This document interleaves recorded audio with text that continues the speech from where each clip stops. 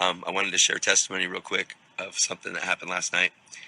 So we're at the last meeting out there at the Power and Love, and this guy, at the end, he comes running across the stage, and I'm praying for people, and he comes running across the stage, and he tries to get to me, and William said, "Hey man, you just have to hold off for a second," because he was coming from behind, and then William, like, this kid just changed, right there.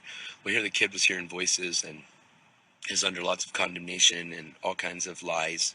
And so our security guy came up, and then the kid took a swing at him, and so he had to take this guy out outside. And so it was kicking and screaming and all that stuff. And our war's never against people; it's never against flesh and blood.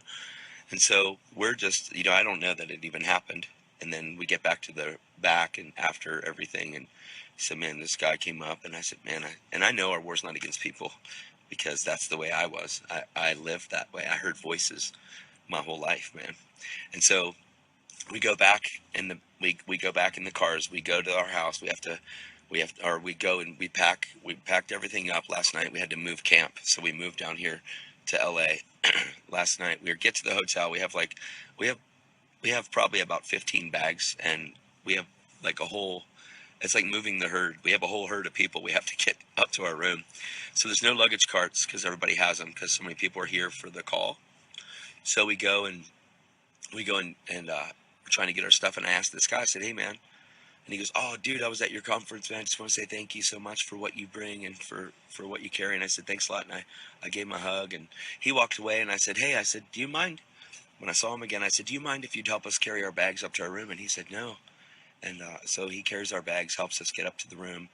And then once we get loaded up, he said, "Man, I wish my son was here. He'd love to talk to you." And I said, "Man," I said, I'll do a video for you." He said, "Oh, my phone's in my room." I said, "Well, go get your phone, come back, and I'll do a video for you." So the guy comes back a little bit, and he goes, "Well, let me tell you the story of my son."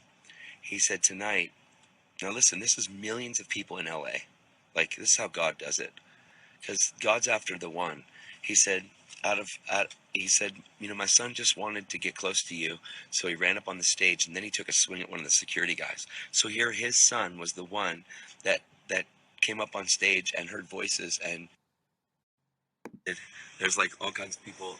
This is the line for the call. This is it. This is it. This is it. People everywhere. Yay. Sorry, I got disconnected. So anyway, this guy said, "My son is the one that ran across the stage."